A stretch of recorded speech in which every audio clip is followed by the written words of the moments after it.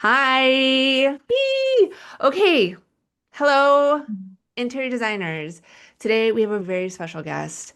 When it comes to running your business, there is something that you may or may not have expected or needed to know, and that is your numbers. That is your strategy when it comes to all things financial. And so today here we have Julia Nikishina. She is just one of the leading experts. I've heard her name from other designers, and it is an honor to have her today. She's with New Age Financial Consulting. And Miss Julia, thank you for being here. Oh, thank you so much for having me. Mm. So, Miss Julia, just to give some context, what made you decide? Like, how did you get here when it came to your business and working with interior designers? Well, yeah, good question. So we've been in the interior design space almost since the beginning, almost about 19 years ago. We actually didn't start out solely in interiors. In the very beginning, it was not-for-profit hospitality and interior design. Oh. And our very first interior design client is actually still a wonderful client today. And when I first started working with them, it was so fascinating, right? We have so many moving parts. They were a really big firm. And so she's a principal who's had a firm for 50 years. They were also in a very specific software platform. And because of that software platform, everything was accrual basis. So Hmm. accrual-based accounting also had a lot to learn. I had a lot to learn just coming out of school. For the first 10 years or so, again, we were all three of those verticals. And then as the years went on, just continued to niche down. And for the last 10 years or so, we've been solely focused on interiors. Oh, that's wonderful. Isn't it amazing to be able to look back and connect all the dots? It's been a wild ride. So we're really big now. We're really grateful. Um, we have a good team. And if you would have asked me so many years ago if this is where we would have landed, I would have never assumed. So. Mm. So good. Well, with such a plethora of experience and a variety, what, in your opinion, do you think is the number one misunderstood element by many designers when it comes to finances or bookkeeping for their business? I think people just don't pay attention. Mm. Um, Not even that, I think that they just don't take the time to understand. If you had to narrow it down, probably also evaluating project-based profit gets overlooked a lot. To understand, was I profitable on this particular project? And then was I profitable on furniture? And I say when I say furniture, I mean all FF&E. And then was I profitable on my design fee portion as well? All of those, both of those still need to roll into your big picture. So if you don't know where to start, right, there's probably multiple problems that exist. Absolutely. What are some financial metrics, right? You just talked about being able to look at your profitability for furniture, for a project. What are some others that just off the top of your head that if you could wave a wand, bing, have every designer paying attention to certain elements, what would be the top three to five? We talk a lot about margin, right? Making sure that your contract is set up in a way where you're making money on your FF&E portion, right? So everything that you're buying and reselling. And design fees too, but margin especially because there's so many different variables working with so many different vendors. So do you know what your margins are? Do you have wiggle room, right? Do you have the right vendors in place? How do you mark up? What does your contract say in terms of markup? Are you a flat markup? Do you share a discount and you mark up by vendor? Do you have some type of showroom and you are able to split a discount? Are you not to exceed retail? But if you, again, going back to if you have no baseline, you don't know where you can improve upon. And I mean, in the element of margin, like I love this conversation because it's one of the number one things that I ensure when I'm working with a designer they have when it comes to their fees or just what they're going to charge. Do you have another margin Uh, you recommend? I would shoot for 30 to 40. Okay. And it's doable. There's firms who are doing over 40. That's hard, but 30 would be my baseline. Okay. All right, you heard it, designers. It's time to increase it. So, Miss Julia, the biggest gap that you highlighted is they just don't know. They don't know what they don't know. They're not keeping track. One of the things that I try to highlight is how to fall in love with elements of the business that they might try to avoid. Great way of looking at it. Thank you. Yeah, it's a really good, like, that's a nice way of phrasing it, right? Well, it's how do you fall in love with it? Because it is so important. I mean, cash flow is the lifeblood of a business. Yeah. Yes, it is. And I'm curious to know, do you have any recommendations on how to cultivate? So for your designers who, your clients who show up and they're like, well, here are numbers and I don't know, or they've avoided it for years. How do you help them cultivate a financial mindset within themselves as well as within their employees or the company? We send a decent amount of information to the design firms, right, to the principals, hopefully for their review. About a year or so ago, we rolled out some visuals. So, like, I'm very heavily focused on Excel. I love Excel. It makes my life happy, but the designers aren't. So we've switched how we present information. And so we've been trying to be more and more visual, presenting information in a format that is more appealing to the designer.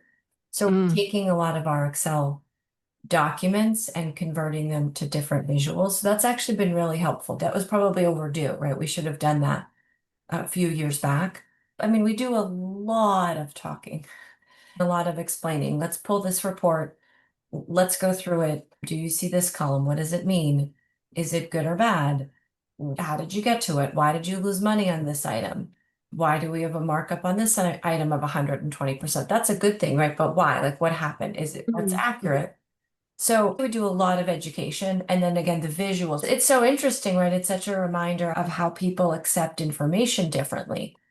I love a good cash flow, right? I love the detail and I love the columns and that you could summarize things very quickly and highlight, but a designer doesn't think that way. Yeah, absolutely. The thing that strikes me about being able to create visuals and what you just described, to me, it sounds like reps. Like you're helping them build that muscle and taking it from different perspectives to help them really ingrain it within their brain. To me, that's beautiful because I love the idea of the brain strengthening and learning. That also sounds like you're helping them have some autonomy when it comes to understanding their numbers. Yeah. So when it comes to those designers that you've had long-term relationships with, have you seen a shift from when they start to get it to what happens within their business with their employees? So that's a great question. So we do this, the like let's call it the whether it be the basic accounting, which then leads to the higher level accounting, the higher level being, cash flows and planning and tax returns and making sure we're picking up the deductions. But how do you also get your team to be in a good place? And project management is key, right? Yes. Your team, and no matter how big or small they are, needs to be able to project manage. And depending on software, that could be a really streamlined process if you're utilizing all your tools. It could be a really difficult process. So, going back to education, we do a lot of training for the educational pieces of project management to ensure that the teams understand what they are supposed to be charging for, how to be efficient in terms of getting all their specifications into a software, and then understanding any or all of the project management reports to ensure they didn't lose any money on product, right? Because we're in this crazy world where prices change all the time. That is a very real and big question. Yeah, absolutely. It is shifting. And if you're not paying attention to it or have the systems in place, I could see it goes sideways quickly. I think of a designer who had an incredible project, a multi-million dollar project, and started to look at the reports after everything ordered Oh, and realized, yeah. That's where you lose money, right? Like that. So like design, you could lose money on design fees too, especially if you're flat fee and if you're not tracking hours. But usually I feel like that's more straightforward. mhm, When people, we just had a situation where somebody unfortunately had to give up almost all of their markup on a project because I think there was confusion about who was paying construction, and construction was originally in their budget. And it was a hard and wild conversation of like who's managing that project? What do you mean? How did that happen? it But if nobody's pulling project reports, if nobody's evaluating it, if nobody's maybe even asking questions, it it happens. Yeah. Oh, fall in love with it, designers. Cuddle up with those numbers. Find some joy in those reports. Or at least, if nothing else, from my perspective, the joy of the process of learning to enjoy it, to celebrate when you start to understand what these different columns mean and the connection so that these sorts of things don't have to be part of your story. yes, yes. No, that again, that's like a really great way of framing it, right? You have to see value in it. That's something that took me a long time to learn, that not every designer is going to see value in it. And so how come our process is the same on the accounting side. Some clients have done very well with it, and some clients don't see the value in it. We need to ask you questions. You need to come to the table with information. You need to enter your specifications. If you can't enter your specifications, we can't do our role. And sometimes that's hard for somebody, I think, to sink in, to understand, and to accept. Yeah. Oof. This makes me think about what you are providing because you have an event coming up, the Empower the Designer Retreat, and it All right. is about tax optimization in practice. So, numbers, finances, not necessarily margin, but maybe. Could you share more about what this retreat is about and what designers will take away from it? Yeah, so it's our second Empower event, which is amazing. And this year's big focus is on operations and tax. Last year, our first event was focused, I would say, on finances light.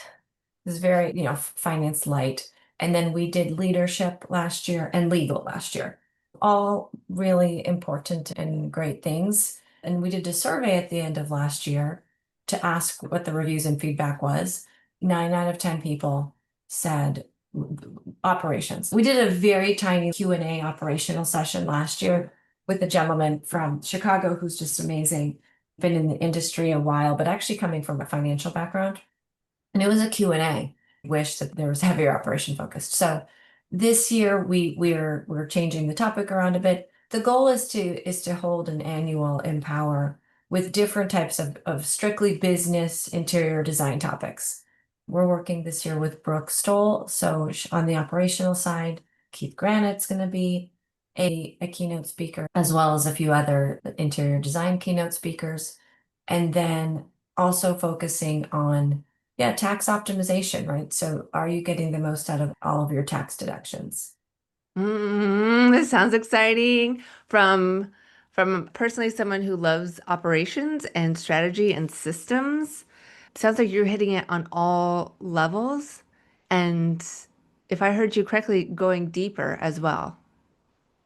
Yes, because we were so surface on the financial side last year. Do you have an income statement? What does it look like? Do you know how to pull it? How do you file your tax return? We actually ran out of time. So we're Mm, sort of in a similar boat this year. It's like information overload, so you need to be mindful. But again, yes, 50% operations this year, 50% tax.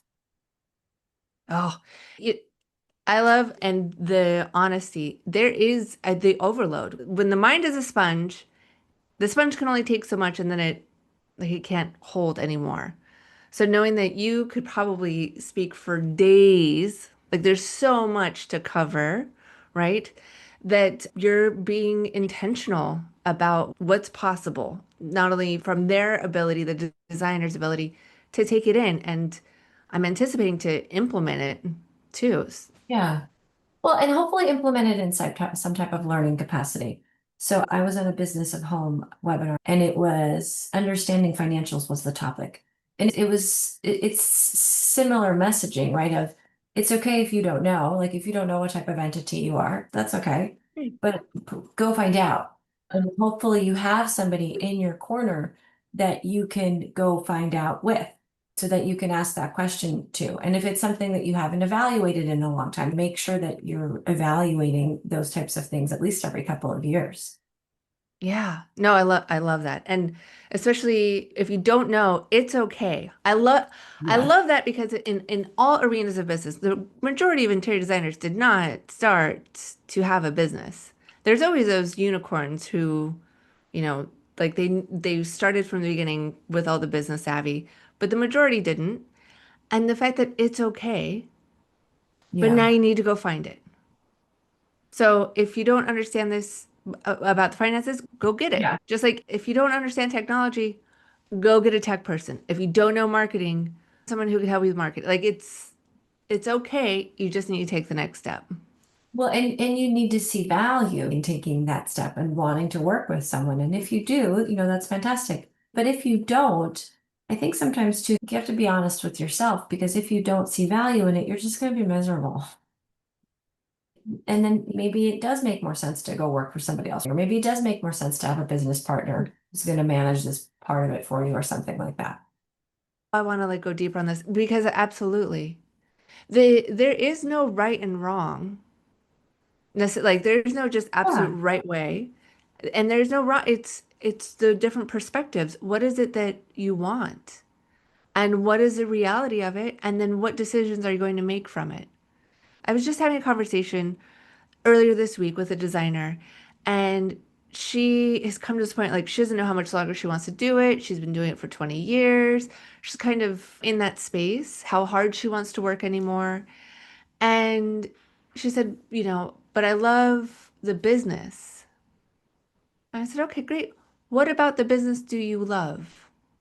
Let's just get clear on what part that you love, because if you don't love the management, you don't love all the other things, then let's just find an alternative where you still get to do what drives you in design, in selections, in space planning, in all the alternative things. The fact that everyone gets to decide. You get to decide. And some people don't know, and some people take a while to get there, and some people go out on their own and don't necessarily like it and want to go back, and then obviously vice versa. Some people are working for an employer and decide to go out on their own. So I think, like you said, there's not necessarily any right or wrong, but you have to be happy and you have to love what you do.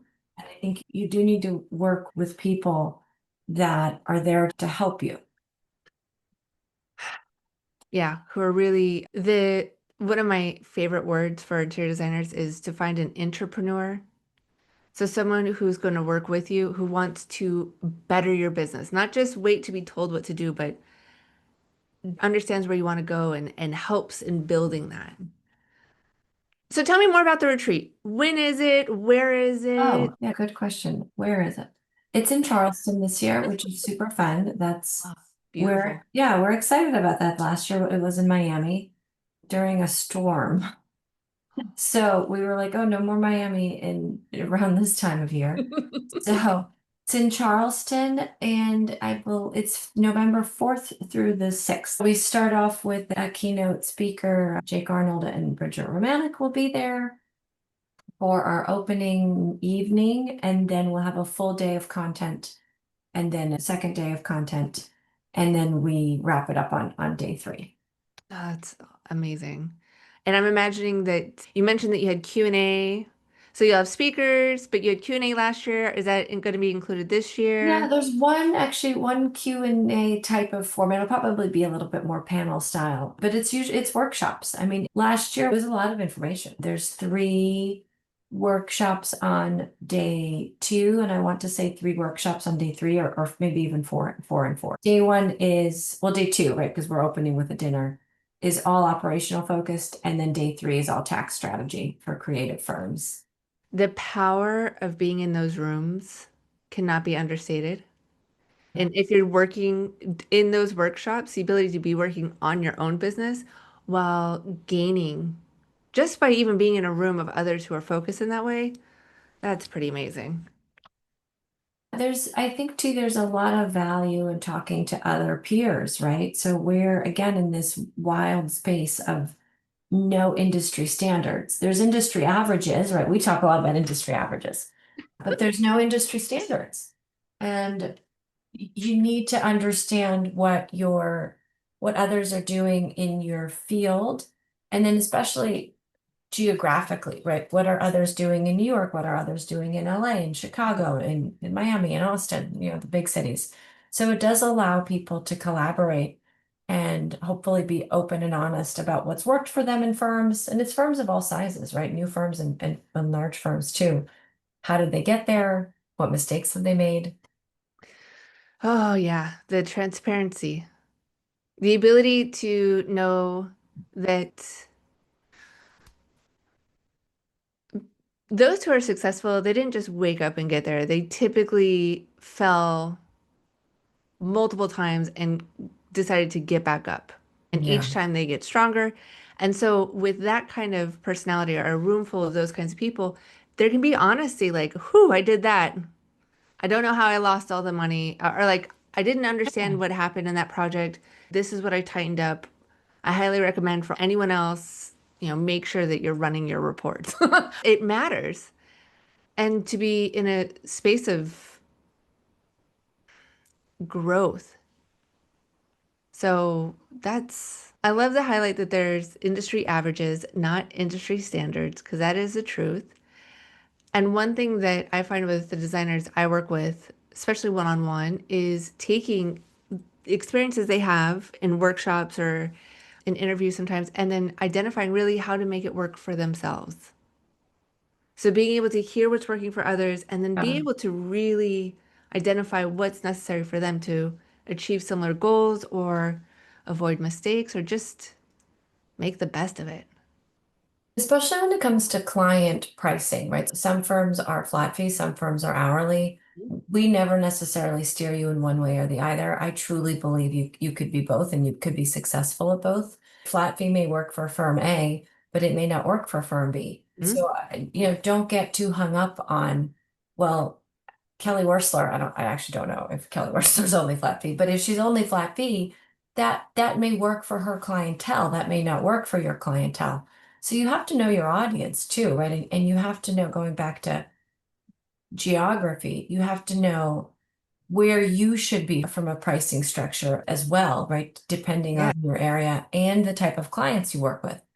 Because the type of clients somebody works with in LA may be different than the type of clients that somebody else works with in LA, right? And then commercial and residential are different.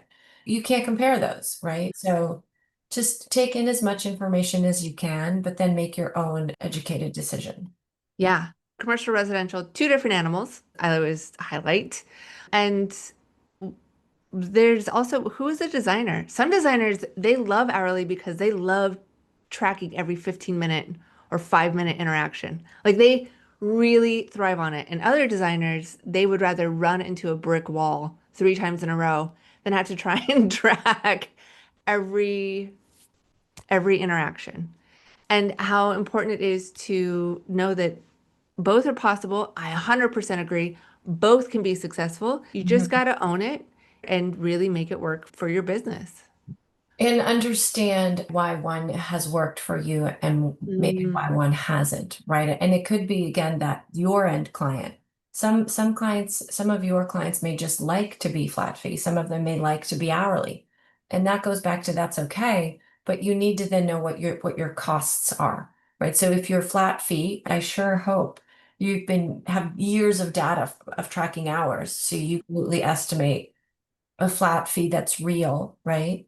And if you're hourly, even if you're billing hourly, still make sure that you're putting in all of your non-billable time, because then how the heck do you know that if you billed 100 hours, but you also had 100 of non-billable, you didn't make any money, right? At the end yeah. of the day, right? So, and if you don't know those metrics, then it's really hard to make any type of decision. Like, can I market? Can I go to France? You can't. Yeah. No, no. Oh, I love that. The psychic freedom of knowing your numbers. Yes. Because when you know your numbers, then you can decide, oh, I'm going to go to Europe and I'm going on a buying trip and it's going to be 2.5 weeks and that's what's going to happen. Or I'm going to go to some other event, or I'm going to hire this company to help me do blank, or I'm going to bring on an assistant. The first thing that I review with them is, okay, what are your numbers? Have you already started to charge for this person in your fees so you know that they're being paid for instead of money that you would pay yourself is now going to someone else? And anytime you hire, every time you bring on a person, and I would say for the most part, maybe not necessarily like a true office manager, but anytime you hire a junior or senior designer, that person should be helping your bottom line, not hurting, right? And again, it goes back to like, well, what's your baseline? So if you have a baseline and you hire a junior designer, you should see your net income go up, not down. If you hire a senior designer, you should actually see your net income go up even more. Again, not down. But you need to know where you're starting from. Facts, not feelings. Facts on what's working, not feelings about what may or may not be working. So, Miss Julia, for those designers who are thinking about attending the retreat, what is an like a financial aha moment that you are hoping they at a minimum have? So that would be on the tax side, right? Because 50% of our content this year will be on the operational side. On the tax side, making sure that you're utilizing your deductions in the most powerful way. We get a lot of clients asking, can I expense my spa purchases? The answer is no. But there are lots of legal ways to be creative on the tax side. You can hire your children. That is a proven strategy that works really, really well. There's a threshold. It's a tax deduction to the business. Money stays within the family. There's profit sharing strategies that you could implement. There's an Augusta rule where you could pay yourself personally. You could pay yourself rent personally that's tax free. There's some forms that you fill out. There's a lease that you write up. It's 14 days of rent tax free. I'm really hoping from a finance side, because we're focused on tax, that people learn a bit more on the tax side and then reviewing their return or working with somebody on their return to ensure that they're utilizing the tools that are available. Resources that are there that just need to be used. Yes.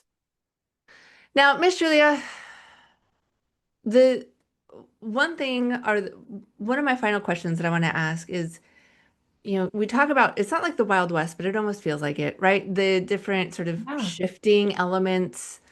So if you had to pick just three things that every interior design business should do this next quarter to improve their financial health, what would they be? Well, that's a great final question. I would say look at your margins, right? Look at your business in two verticals, FF&E, everything that you're buying and selling. And that could be also construction material as well. For us, we always look at purchasing as one and then design fees as another. What is your margin specifically on purchases, anything that you're buying and reselling? What is your multiple of design fees and salaries? That'll be something like that we look at right away. And again, whether you're a one-person firm, a three-person, or 20 people, math still works. The math still works the same. So what is your multiple between the salary cost and your design fees? And look back over the last couple of years, right? Remember post-COVID, that everything was different a bit, right? Those 2, 3 years right after. But like look at 24, look at 25, and then really evaluate on a project basis how you're structured. Who is Mm, doing all of your purchasing and procurement? And do you know if you can evaluate if that position or positions are profitable? That mm. this would be some three homework items. Whew! Those are so good. If every designer who's listening to this were to take those three actions, your future selves will thank you. Miss Julia, thank you for highlighting that. Because I Oh, of imagine course. also if a designer came to you with that information in hand, it would also make working with them significantly easier, but you could do a lot more, a lot faster. Yes, again, and especially if somebody wants to learn those things, Mhm. Yes. right? I mean, that's Yeah. half the, you have to get past that hurdle first. Yes. The designers, I'm finding a trend, and I think you are too, with the designers I'm working with, and that is that they want to do the hard thing. They know it's going to be hard, and although there's a part of them that doesn't, they're like, maybe I don't want to. They actually do. And so they're willing to get uncomfortable because they know in the end, it's only going to be better for them. Yeah. Fingers crossed. Miss Juliet, thank you so much for your time, for sharing your insight and your wisdom. Thank you. It was great to be on. Oh, designers, go ahead. If you're interested in any one of the many topics that were discussed here, check out the retreat.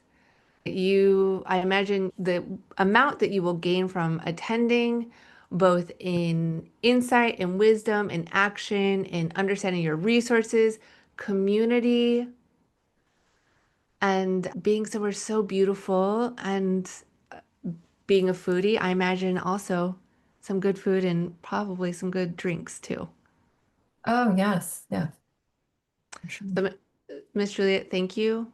Thank you. It was so nice to be on with you. I appreciate it. Absolutely. Well, take care and talk soon. All right, take care. Have a good rest of your day. Thank you too. All right, bye-bye.